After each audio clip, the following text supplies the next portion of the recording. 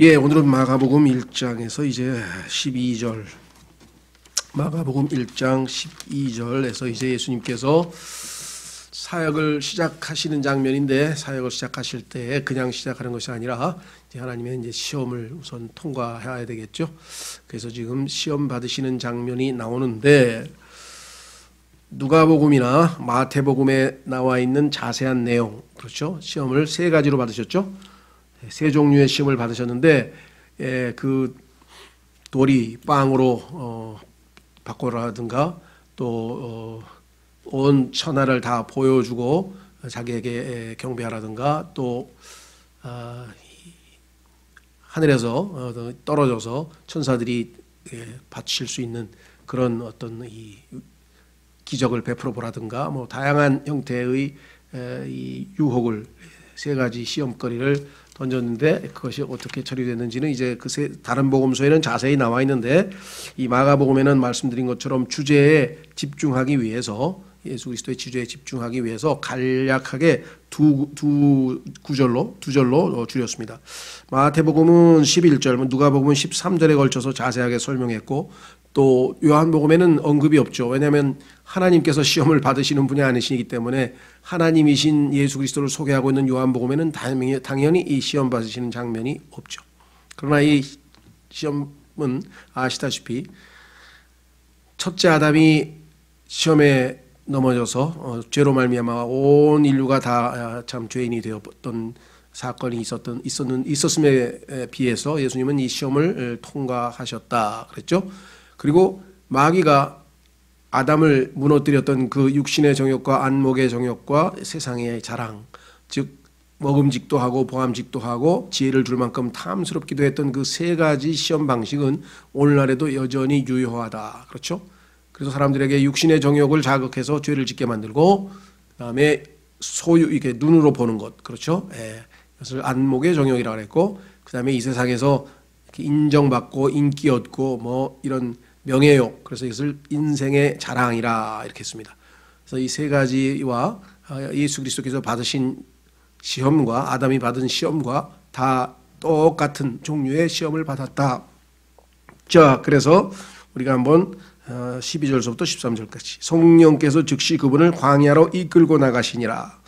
사실 이끌고 나갔다고 했는데 이것은 조금 더 강력한 표현으로 되어 있습니다. 영어로는 이렇게 이제 번역을 이제 우리가 그렇게 했는데, 사실은 더 좀 거칠게 표현하면 몰아내셨다는 얘기가 나와 있어요. 이 drive란 말은 확 몰아낸다는 얘기인데, 이게 어떻게 그렇게 해석할 수 있는가 아시다시피, 하나님께서 아담과 이브가 죄를 짓고 그들을 이제 몰아내시고 에덴 동산에서 쫓아내셨다고 할 때 쓰는 그 단어가 이 드라이브예요.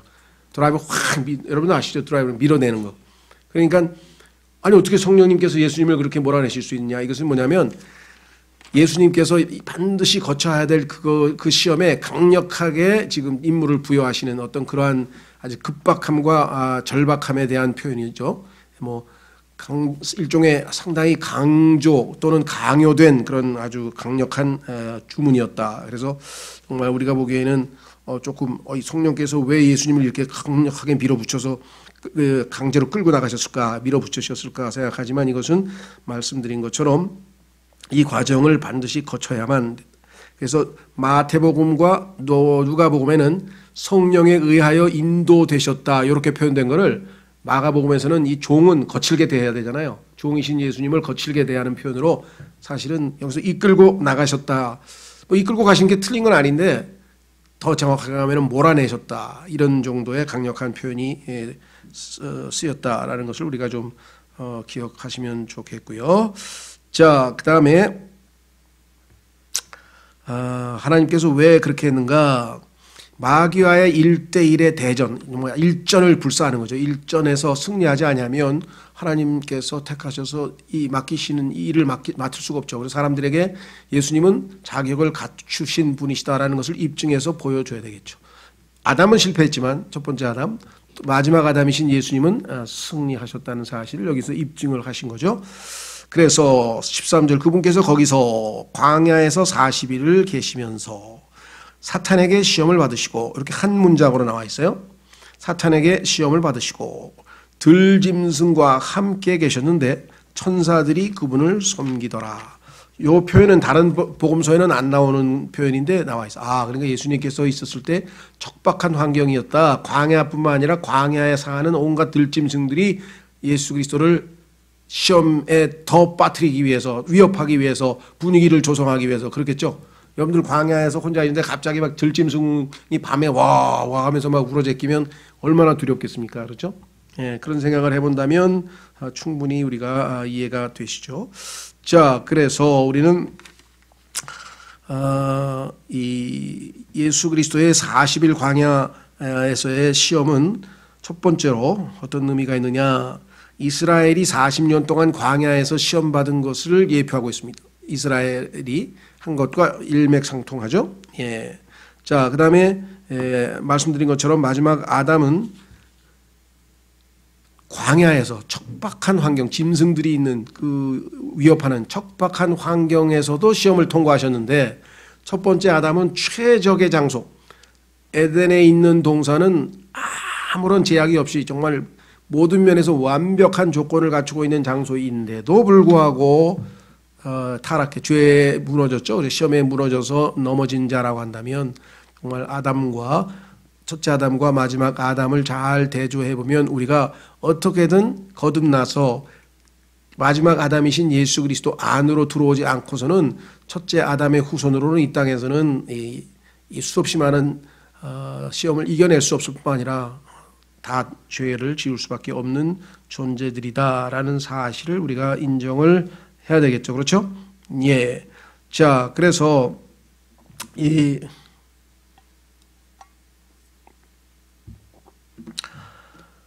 예수 그리스도와 관련지어서 두 가지 이스라엘과의 관계, 그 다음에 마지막 첫 번째 아담인과의 관계를 우리가 좀 살펴보았고요. 두 번째는요, 예수님께서 광야에서 40일 계셨는데 금식하셨다 그랬죠. 식사 안 하셨던 건 우린 잘 알고 있죠. 그런데 성경에 보니까 이 동일한 장소에서, 즉 거기가 신광야라고 광야가 있는 장소고, 그곳에는 바로 옆에 뭐가 있었냐면은 호렙 또는 신의 산이라고 불리우는 하나님의 성산이 있었었죠. 예, 거기에 모세가 40일간 올라가서 금식한 사건이 기록되어 있고, 엘리야가 역시 40일간 금식한 내용이 나옵니다. 그러니까 모세, 엘리야, 예수님과의 관계는 그래서 이들이 누가복음 9장에 보니까 예수님의 변형산에서 셋이서 같이 모여서, 그렇죠? 하나님의 성산인 신의 산에서 함께 모여서 구약을 대표하는 모세와 엘리야가 거기에서 나타나서 예수님이 언제 죽으실 건지, 그래서 구약 성도가 언제 구속받을 것인지에 대해서 예수님의 별세에 대해서 의논했다, 이렇게 나오는 것을 우리가 확인해 볼 수가 있죠. 그래서 성경은 다 일관성 있게 이렇게 여기서 조금 저기서 조금 이렇게 해서 다 하나님의 뜻이 확실하게 드러나죠. 비교하고 비교해봤다 그랬습니다. 자, 그래서 히브리서 4장 15절로 가보겠습니다. 왜냐? 히브리서 4장 15절에 가면 예수님께서 많은 사람들이 여기서 이제 질문하는 내용이 나옵니다. 히브리서 4장 15절에 보면, 우리에게 계신 대제사장은 우리의 연약함의 감정을 몸소 느끼지 못하시는 분이 아니요, 모든 점에서 우리와 똑같이 시험을 받으셨으되 죄는 없으신 분이시라. 그러므로 우리가 긍휼을 얻고 필요한 때에 도우시는 은혜를 얻기 위해 은혜의 왕좌로 담대히 갈 것이니라. 우리 안에서 내가 아니고 그리스도께서 사신다면 당연히 시험을 이기시겠죠. 예수님은 이기시는 분이시니까. 내가 주님께 의탁하지 못하고 내가 마귀를 대적하면 당연히 또 아담처럼 무너지는 거죠. 여기에 우리의 승리의 관건이 있는데, 우리가 쉽게 왕좌를 하나님께 내어드리질 않아요. 자, 그 다음에 여기서 중요한 것은 뭐냐면 모든 점이라 그랬어요. 자, 모든 점을 오해하시면 안 됩니다. 어떤 분은 그래요. 그러면 예수님께서는 결혼도 한 번도 안 하셨는데 어떻게 그 결혼한 사람이 겪는 경험을 다 했다고 하느냐? 뭐 이런 질문이라든가, 그렇죠?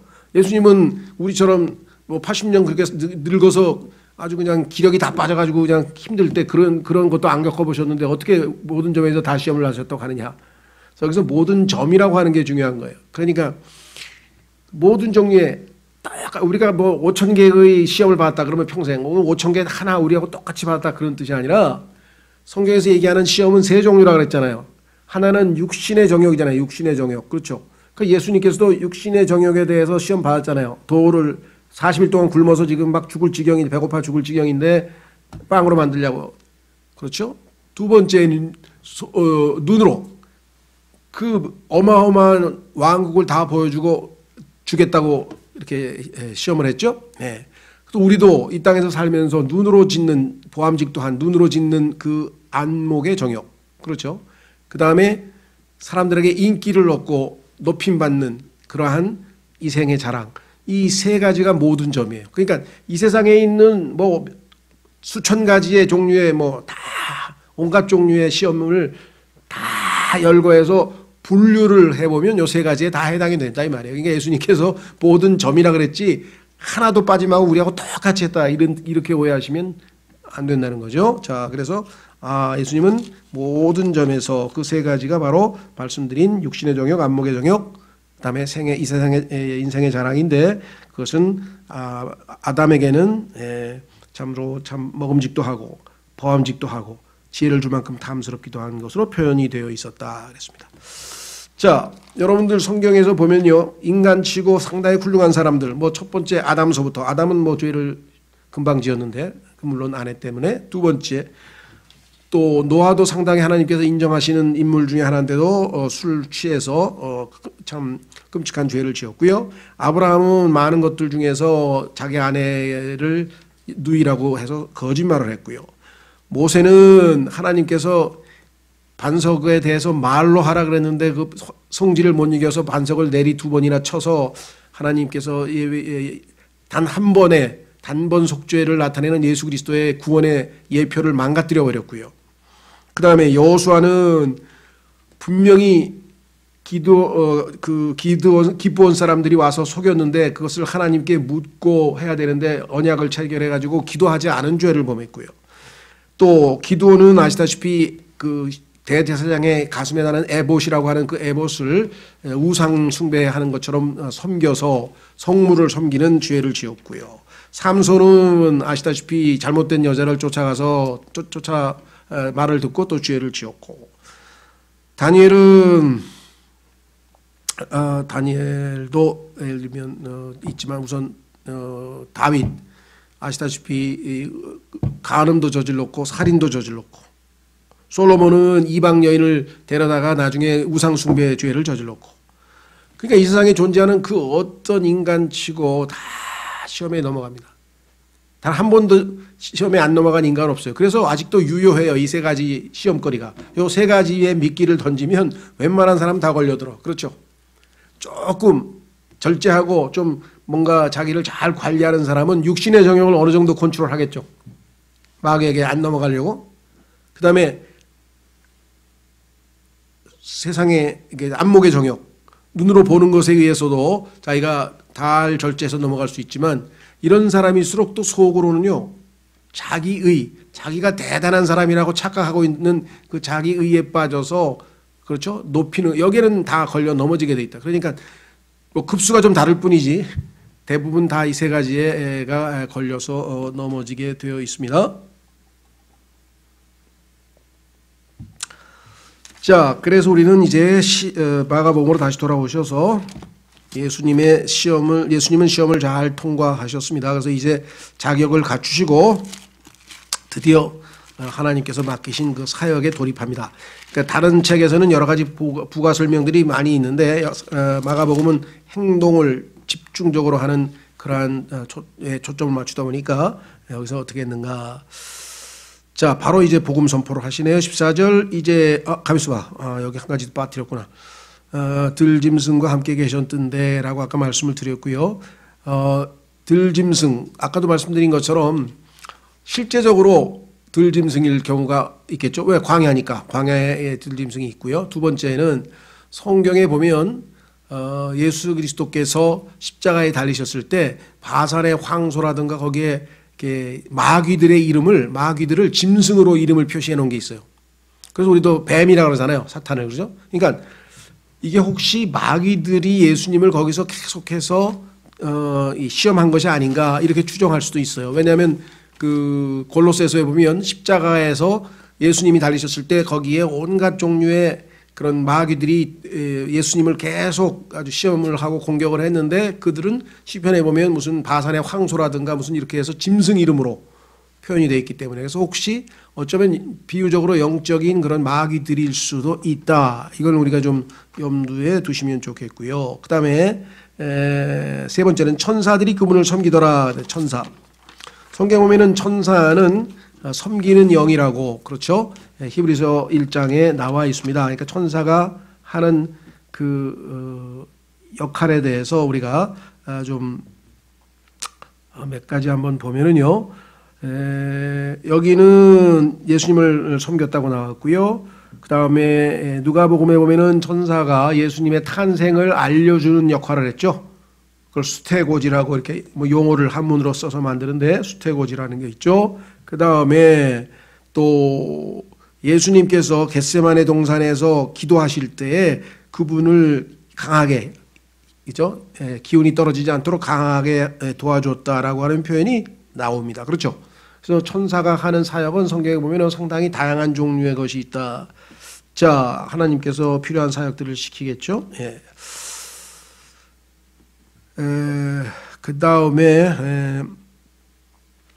한 가지 여기서 짚고 넘어갈 것 중에 하나는 이렇게 생각하는 분이 있어요. 아담은 인간이기 때문에 시험에 넘어져서 죄를 지었지만 예수님은 하나님이신데 원래부터 예수님은 죄를 지을 수 없는 존재 아니냐. 그러니까 시험에 넘어갈 리가 없다. 이렇게 생각하는 분들인데 그렇지는 않습니다. 예수님이 하나님이실 경우야 당연히 시험을 당하실 필요도 없고 그래서 요한복음에는 기록이 안 됐다 그랬죠. 그러나 인간으로서의 예수님은 아담과 동일한 상태에 놓여 있었어요. 그렇죠? 물론 아담의 후손들은 예수님보다는 불리한 상태에 놓여 있어. 왜? 우리 안에 죄성을 이미 물려받았기 때문에 아담은 죄성 받기 전이죠. 그런데도 이제 넘어졌어요. 근데 아담의 후손들은 죄성을 물려받았기 때문에 우리 안에 죄가 들어와 있어서 우리가 쉽게 넘어져서 죄를 지을 수 있는 성향을 우리는 이미 갖고 있어요. 근데 예수님은 그건 아니죠. 왜? 아담의 피를 물려받은 분은 아니니까. 그렇다고 해서 이 예수님께서 아담과 똑같은 조건 하에서 아담은 죄를 짓고 예수님은 승리했다고 하는 것은 변치 않죠. 그러니까 예수님은 죄를 안 지은 것인지 안 지으신 것이지 죄를 지을 수가 없었다. 아예. 이렇게 죄에 대해서 가르치는 교파가 있는데 그런 사람들은 성경적으로 아주 잘못된 것이죠. 예수님은 하나님께 순종함으로 죄를 안 지은 것이지 지을 수가 없는 분이라고 생각하는 것은 잘못된 것이다. 이걸 우리가 좀 조심해야 되고요. 그렇다면 여러분과 제가 시험에 당했을 때는 어떻게 해야 되는가?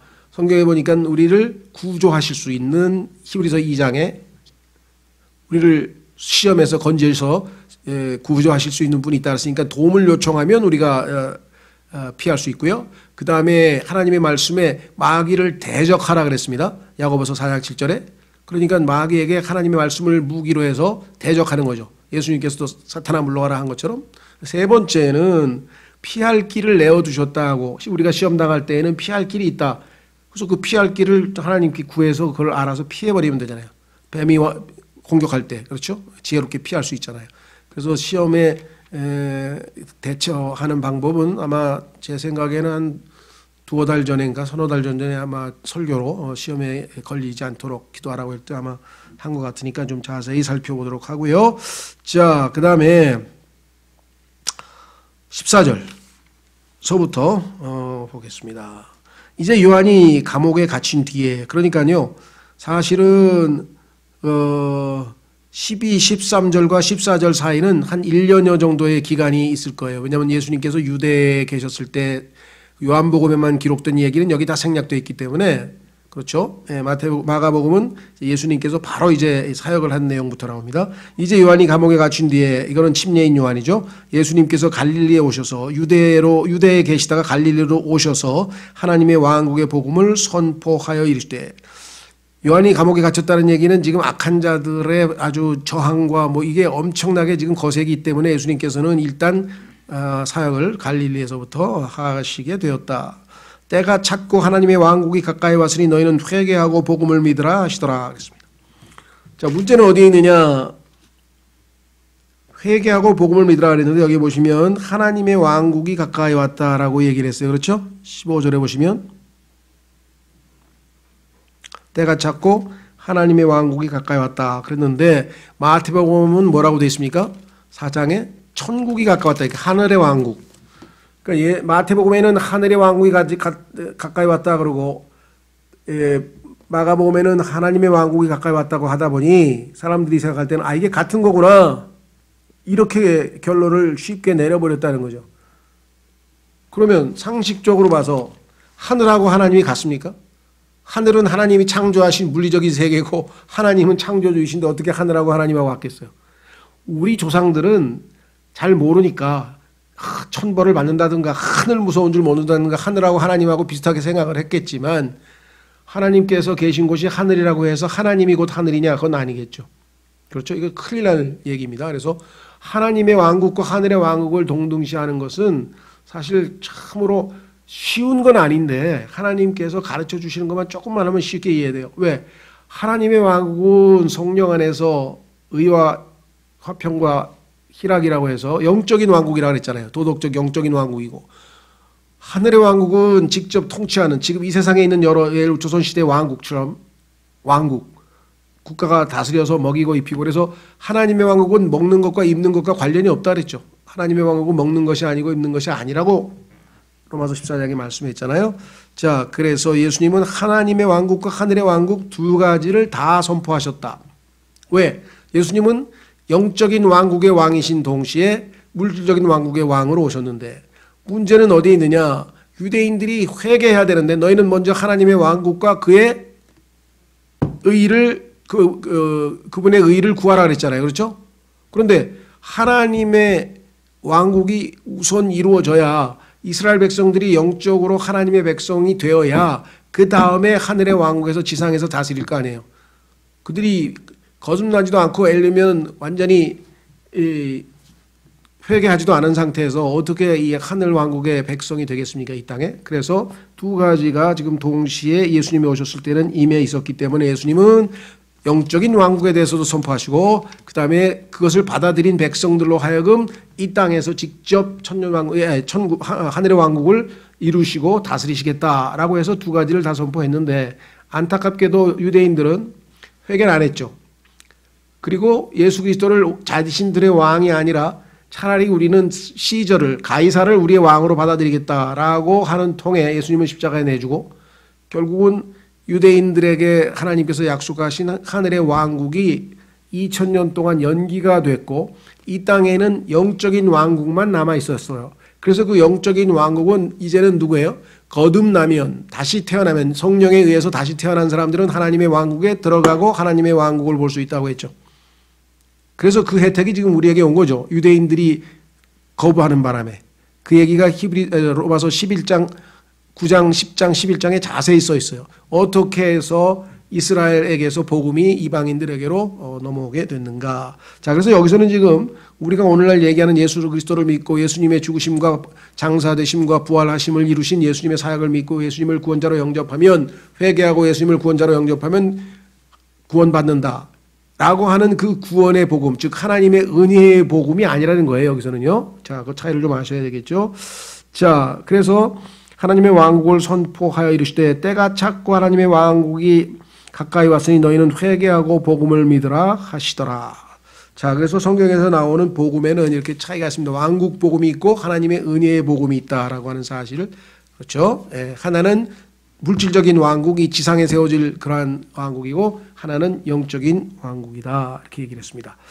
자, 말씀드린 것처럼 하나님과 하늘은 다르고요. 그 다음에 영적인 왕국은 예수님께서 누가복음 17장에서 여기 있다 저기 있다가 아니라 안에 있다. 너희 안에 있다라고 분명히 얘기했고 이것은 영적인 출생 즉 거듭날 때에만 그것을 그 안으로 들어갈 수 있다고 말씀하셨고 그렇죠. 반면에 하늘의 왕국은 빼앗는 자가 이 땅에 존재하는 왕국이기 때문에 마태복음 11장 제가 그냥 찾아 읽겠습니다. 마태복음 11장 12절에 보면은 뭐라고 했는 거 아니요? 하늘의 왕국은 폭력을 당하며 폭력배들이 강제로 그것을 빼앗느니라. 그렇죠? 전쟁을 해서 빼앗을 수도 있고 하늘의 왕국은 물리적인 왕국이니까. 그러나 하나님의 왕국은 그 누구도 빼앗을 수가 없죠. 왜? 내 안에 들어가 있는데 내 안에 들어있는 성령 안에서 화평과 죄송합니다. 의와 화평과 기쁨이라고 하는 것을 어떻게 빼앗을 수가 있겠어요? 그건 그 누구도 빼앗을 수 없다는 거죠. 그렇죠? 네. 자, 다시 돌아오셔서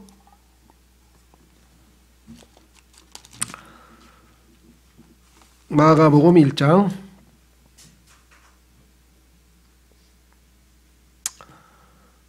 16절. 이제 그분께서 갈릴리 바닷가를 거니시다가, 성경에 보면 갈릴리를 바다로 묘사한 데가 있고요. 그 다음에 호수로 묘사할 때도 있습니다.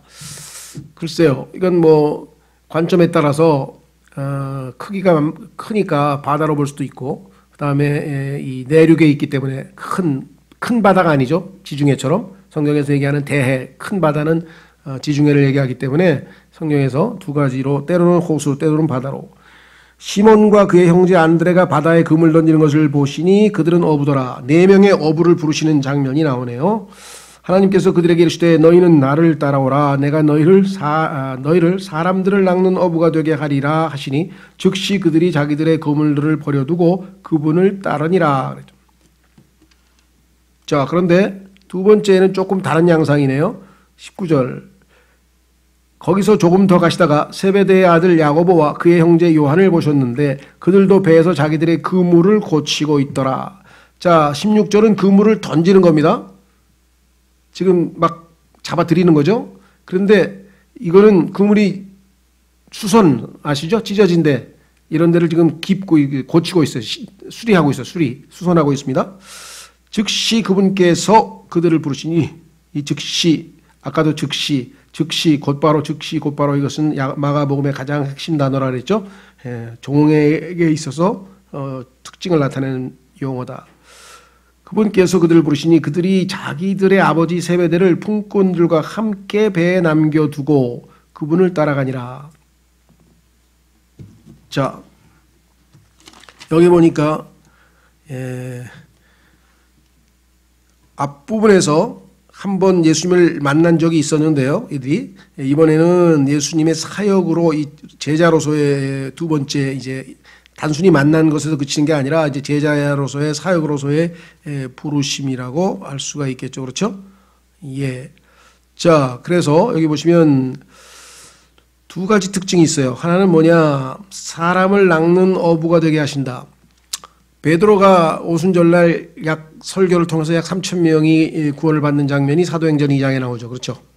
그야말로 큰 그물을 던져서 사람들을 낚아 올리는 그런 특징 있는 그런 사역을 한 것이 바로 베드로였다고 한다면, 이 야고보와 요한의 경우의 사역은 초대교회에서 많은 사람들이 교회 안으로 물려 들어왔지만 그들이 제대로 잘 성장하지 못하고 어떨 때는 이게 이제 빠져나간다 이거죠. 그래서 지금 많은 곳곳에 구멍이 생겼어요. 그래서 이 구멍이 생긴 부분들을 잘 깁고, 그렇죠? 그래서 이제 사역을 이루어가고 완성해가고 보완해가는 그러한 역할을 합니다. 그러니까 여기서도 보면은 두 가지 종류의 사역이 있겠구나, 그렇죠? 교회마다 특징이 있어요. 또 사역자들도 특징이 있고, 하나님이 쓰시는 그런 특징들은 사람들을 많이 모으는, 복음을 전해서 사람들을 많이 불러 모았습니다. 근데 그 사람들이 마치 유치원에 있는 아이들이 막 계속 시끄럽게 이렇게 떠들고 말썽을 피우는 것처럼 그렇게 행동하면 어떻게 되겠습니까? 그것은 정말 빨리 그들을 잘 양육해서 바로 세워서 튼튼하게 해야 되겠죠. 근데 그 중간에 이제 뭐 낙심해서 가는 사람, 이런 사람 저런 사람, 빠져나간 사람들이 있다는 것을 봤을 때에는 두 번째 사역이 오늘날 교회 시대에는 특히나 더 중요하다 그랬습니다. 오늘날은 아시다시피 정말 무슨 그물을 던져서 한꺼번에 3,000명, 몇천 명씩 이렇게 구원을 사람들을 시키는 그런 사역이 지금 일어날 때가 아니죠. 이 라오디게아 시대의 마지막 시대라고 하는 것은 그야말로 이제 거의 달로 치면 초대교회 처음에 시작했을 때 이제 점점 달이 올라서 보름달처럼 됐다가 이제 기울기 시작해서 지금 거의 금음달이 돼서 이제 완전히 교회 시대가 저물게 되는, 그리고 이제 해가 떠올라서 예수님의 재림이 가까워 있는 이러한 시대이기 때문에, 이러한 시대에 있어서의 사역에 있어서의 가장 핵심적인 것은 어떻게든 이 안에 있는 지체들을 바르게 양육하고 이들이 떠내려가지 않도록 잘 보호하고 하는 것이 역할이다. 이렇게 생각할 수가 있겠습니다. 그렇죠? 예. 자, 그래서 우리는 이제 두 가지 사역에 대해서 살펴보았고요. 그렇죠? 자, 그래서 이제 마무리를 이제 다 지었는데 오늘은 여기까지인데요. 여기서 보완을 좀 잠깐 하나 더 하려고 합니다. 그것은 뭐냐면 아까 얘기했던 그 하나님의 왕국에 대해서 말씀드린 것처럼 하늘의 왕국은 이제 이 지상에 존재하지 않습니다. 왜? 왕이 지금 안 계시니까. 왕국이 존재하려면 왕이 있어야 되고, 그렇죠? 그 다음에 영토가 있어야 되고, 그 다음에 백성이 있어야 됩니다. 그래 지금 백성은 있어요. 유대인들이 아직 있으니까. 그런데 이들에게 지금 영토도 아직 다 확보되지 않았어요. 지금 이제 하나님께서 1948년에 전 세계로 흩어진 유대인들, 소위 말하면 그 유대인들이 소위 말하면 디아스포라라고 하는 이름으로 불리우죠. 난민들, 유대인들, 전 세계에 흩어져 있는 유대인들을 하나님께서 1차 세계대전과 2차 세계대전을 통해서 지금 이 가나안으로 모아서 가나안에 모여 있는 이 백성들로 이제 1948년에 국가가 생기고 유엔에도 가입을 하게 되고 지금 이제 준비는 됐습니다. 그래서 국가는 있고 백성은 있는데 왕이 아직 오질 않으셨어요. 그렇죠? 왕이 와서 이곳에 국가를 세우면 이제 말씀하신 대로 하늘의 왕국이 세워지겠죠. 자, 그러나 영적인 왕국의 경우에는 왕이신 예수 그리스도께서 우리 마음속에 와 있고, 그렇죠? 예. 우리 안에서 성령을 통해서 의와 화평과 기쁨이라고 하는 것을 통해서 얼마든지 우리가 왕국 백성으로서의 특징 있는 삶을 살아갈 수가 있습니다. 자, 그래서 사도행전 20장으로 가보시면 세 군절 좀 한번 확인해 보겠습니다. 사도행전 20장에 가시면 하늘의 왕국은 지금 없죠? 왕국을 가지러 가신 분이 아직 안 왔어요. 성경에 보니까 멀리 가셔서 왕국을 가지러 가셨다라는데 그 왕국을 가지러 가신 분이 아직 안 왔으니까 예수님께서 이 땅에 재림하셔서 왕으로 등극하시면 세워질 왕국이 하늘의 왕국이고 하나님의 왕국은 지금 예수 그리스도께서 영적으로 지금 우리 안에 이루어 놓으셔서 자, 사도행전 20장에 보면은 25절 사도행전 20장 25절 보라 내가 너희 가운데에서 하나님의 왕국을 선포하며 다녔으나 이제는 너희가 다 다시는 내 얼굴을 보지 못할 줄 내가 아노라. 그러니까 사도 바울의 복음 남아있는 하늘의 왕국 즉 영적인 왕국을 선포했죠. 자, 그 다음에 28장으로 가면 사도행전 28장으로 가면 사도 바울이 하나님의 왕국을 선포한 이야기가 또 써 있습니다. 사도행전 28장 23절 그들이 그를 위해 한 날을 정하고 많은 사람이 그에게 나와 그의 숙소로 들어오니 그가 아침부터 저녁까지 모세의 율법과 대언자들의 글을 가지고 예수님에 관하여 그들을 설득하며 그들에게 하나님의 왕국을 풀어 설명하고 증언하니라. 그렇죠?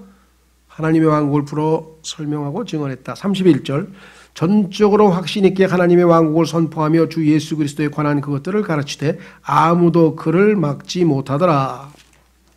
그렇죠?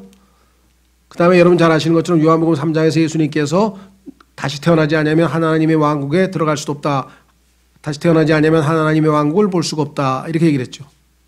그런데 어떻게 해서 오늘날 이 참 무지하신 분들께서 이 가슴에다가 띠를 두르고 회개하라 천국이 가까웠느니라. 그죠? 오늘날은 하늘의 왕국은 예수님이 오시기 전까지 아직 세워지지도 않았어요. 그거를 전하려면 어떻게 됩니까? 하나님의 왕국을 선포하는 교회 시대가 끝나서 주님의 몸된 교회가 하늘로 들려 올라가고 그 다음에 이 땅에 이제 7년간의 야곱의 고난의 시대가 있을 때 그때 이제 회개하라 하늘의 왕국이 가까이 왔느니라. 회개하라 천국이 가까웠느니라. 왜? 7년만 있으면 곧 오실 거잖아요. 무슨 말 이해가 되셨어요? 그러니까 지금 만약에 회개하라 천국이 가까웠느니라 그런 복음을 전한다는 것은 하나님 말씀을 어기는 거예요. 그게 복음을 전하는 게 아니고. 무슨 말씀이 이해가 되셨죠? 예.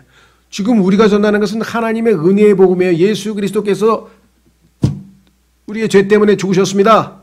예수 그리스도께서 장사되셨습니다. 그 예수 그리스도께서 3일 만에 부활하셨습니다. 그것은 당신의 죄 때문입니다. 그 예수 그리스도께로 돌아와서 회개하고 예수님을 믿으십시오. 그러면 예수님의 죽으심과 장사되심과 부활하심이 자기 죄 때문이라고 하는 것을, 자기 죄를 용서하기 위한 것이라는 것을 알고 예수님을 구원자로 받아들이면 구원을 받는 거잖아요. 이 복음하고 천국이 가까웠습니다. 이제 왕이 와서 천국을 세울 겁니다. 그 천국 복음하고 회개하라 천국이 가까웠느니라고 어떻게 똑같은 거예요 지금. 전혀 다른 얘기를 하고 있잖아요. 무슨 말이가 되죠? 그러니까 지금 우리는 하나님의 은혜의 복음을 전하는 것이고 그것은 궁극적으로 하늘의 왕국 복음이 아니라 회개하라 하늘의 왕국이 가까웠느니라, 천국이 가까웠느니라 아니라 회개하라 하나님의 왕국이 이미 와 있느니라. 그래서 사도 바울은 하나님의 왕국을 선포했다 그랬잖아요. 그게 바로 하나님의 은혜의 복음이라 그랬잖아요. 그렇죠? 그 두 가지가 구분 안 되니까 얼마나 지금 많은 사람들이 헷갈려 하는지 몰라요. 더더군다나 더 혼동을 가중시키는 것은 예전에는 여기 소위 말하면 그 이 땅에서 복음을 전하던 거리 전도자, 복음 거리에서 설교하시는 분이 불신지옥 예수천당 그랬어요. 예수천당 불신지옥. 천당은 하늘에 있는 집이니까 예수님께서 요한복음 14장에서 내가 하늘에다가 처소를 예비하러 간다 그랬고 하늘에는 맨션이 있다고 집이 있다고 했으니까 그건 맞는 말이에요. 예수천당은. 죽으면 우리가 하늘나라로 가서 천당에 가니까. 그런데 불신지옥 그것도 맞고 그런데 문제는 요즘에는 천국이란 말을 쓴단 말이에요. 죽으면 죽어서 천국 간다 그러는데 죽으면 천국 가는 게 아니고요. 죽으면 하늘나라 가요. 하늘나라. 하늘에 있는. 천국은 예수님이 지상에 내려와서 세우실 왕국이 하늘의 왕국이라 그랬죠. 근데 자꾸만 하늘하고 물리적으로 셋째 하늘에 있는 그 하늘과 예수님이 이 지상에 내려와서 세우실 하늘의 왕국 또는 천국과는 완전히 다른 건데 이것을 천당하고 천국을 똑같은 의미로 섞어서 써버린단 말이에요. 그런데 참 성경을 그거를 대할 때마다 마귀가 교활하다 그랬잖아요. 사람들로 하여금 가장 정확하게 알아두어야 될 개념들을 이렇게 뒤범벅을 만들어가지고 용어를 다 뒤집어 섞어가지고 사람들이 정확하게 알질 못해요. 그렇죠? 그래서 여기 띠를 들고 회개하라 천국이 가까웠느니라 이렇게 복음을 전하는 것은 그건 나중에 교회 없어지고 나면 지상에 남아서 환란 때 그 열심히 전하시면 되고 지금은 뭐예요? 하나님의 은혜의 복음. 주 예수 그리스도께서 당신 죄 때문에 죽으셨습니다. 그분은 묻히셨다가 그분은 성경대로 사흘 만에 부활하셨습니다. 그 부활하신 예수님께서 지금 당신을 초대하고 계십니다. 예수님께서 당신이 예수 그리스도를 믿고 구원받기를 원하십니다. 회개하고 예수님께로 돌아와서 예수 그리스도를 구원자로 개인적인 구원자로 영접하십시오. 받아들이십시오. 그러면 하나님께서 당신을 아들로 받아주실 것입니다. 이게 오늘날의 은혜의 복음이죠. 회개하라 천국이 가까웠느니라 그거는 은혜의 복음이 아니에요. 이해가 되세요? 네. 그래서 이 두 가지 개념이 정말 정확하게 잘 이해되고 여러분들이 그걸 사람들에게 잘 설명할 수 있어야 되겠다. 하나는 물질적으로 이 지상에 세워지는 왕국, 정치, 경제, 문화 그런 왕국. 하나는 내 마음에 이루어지는 영적인 왕국. 두 가지가 다르다는 것. 오늘날은 현재는 우리가 하나님의 왕국 백성이 되는 것이죠. 다시 태어나면 하나님의 왕국에 들어가고 하나님의 왕국을 볼 수 있다고 하신 요한복음 3장 말씀에 따라서 영적 출생에 의해서 이루어지는 왕국에 우리가 지금 소속되어 있고 그래서 우리는 이제 성령 안에서 의와 화평과 기쁨을 누리고 그 다음에 어떻게 해요? 이 세 가지로 하나님을 섬김으로써 하나님께 영광을 돌리는 거예요. 성령 안에서 의와 화평과 기쁨으로 하나님을 섬김으로써 영광을 돌리는 것이지 박사학위를 받고 막 세계적인 큰 부자가 돼서 막 헌금도 많이 하고 막 이런 걸로 하나님께 영광 돌리는 게 아닌데 왜 우리는 영적인 왕국에서의 삶을 통해서 하나님께 영광을 돌리는 내 마음에 성령께서 하나님 보시기에 의로운 행실을 하고 그래서 내 마음에 화평이 임하고 그래서 내 마음이 하나님 앞에서 기쁨을 누리고 성령 안에서 의와 화평과 기쁨이라고 하는 내적인 삶이 이루어질 때 하나님께 우리는 영광을 돌리고 사람들도 우리를 인정하게 될 것이다 라고 로마서 14장 17절에 말씀하셨죠. 다시 한번 이 두 가지 왕국에 대해서 차이를 분명히 잘 이해하시면 좋겠습니다. 네, 이 시간에 이제 하나님께서 맡기신 책무를 감당하시기 위해서 시험당하신 예수 그리스도, 그래서 시험을 승리하신 예수 그리스도께서 여러분과 제 안에 들어오셔서 이제 우리로 하여금 이제 시험에 들지 않도록 기도하라. 그래서 우리를 능히 모든 시험으로부터 구조하실 수 있는 분이 우리 안에 와 계신다. 내가 그분께 의지하고 믿음에 따라 그분을 섬기면 그분을 통해서 우리도 시험으로부터 승리할 수 있는 그러한 그리스도인이 될 수 있다. 그렇게 될 수 있도록 다 같이 기도하겠습니다.